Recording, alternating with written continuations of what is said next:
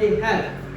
What the Bible consider it compared the world, the earth, even the church today as the bride of Jesus, the wife of Jesus. And the wife, you know that how do we care for our wife? When you are married, you newly married, the way you cater for that woman, in fact, everybody around you will be having her. Because she will not look like the ordinary person that was just coming from her father's house again. She will be even asking herself that why am I taking it so delayed, staying much in my father's house if I have a kind of life like this somewhere. So that was the position that they are supposed to be, and the position that you and I are supposed to be as the bride of Jesus when he created the earth. But at a point that the earth loss is bearing, then the Bible now says that he said that in a moment the Lord healed his face.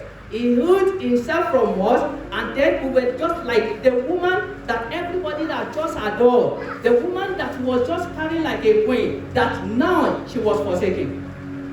And when the woman was forsaken, the husband just packed his his load, and he left the house.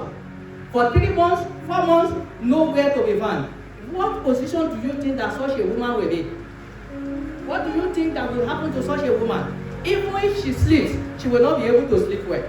Even if she's eating, she will look at somebody that is fasting or that is on marathon fasting. So there's nothing that she will eat that will show in her life, in her body again, because she was considered to be forsaken and be neglected. So when the Spirit of God was moving upon the surface of the earth, that he should find no place, it was just like God is hiding his face from the earth.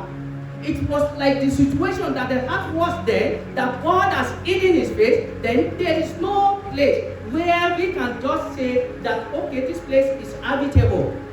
So when God hides his face from anyone, or any situation, or anywhere, the place where first of all lose his bearing.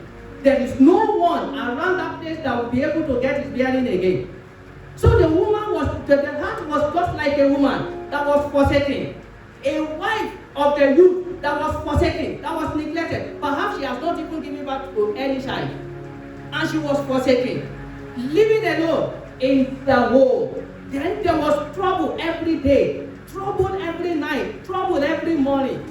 And he said in a moment, I have done that to you. Look at what happened to the world. In a very few moments, we are doing our Thanksgiving today. It's because of the situation of the world, the situation that we find ourselves. That is why our Thanksgiving is extended to today.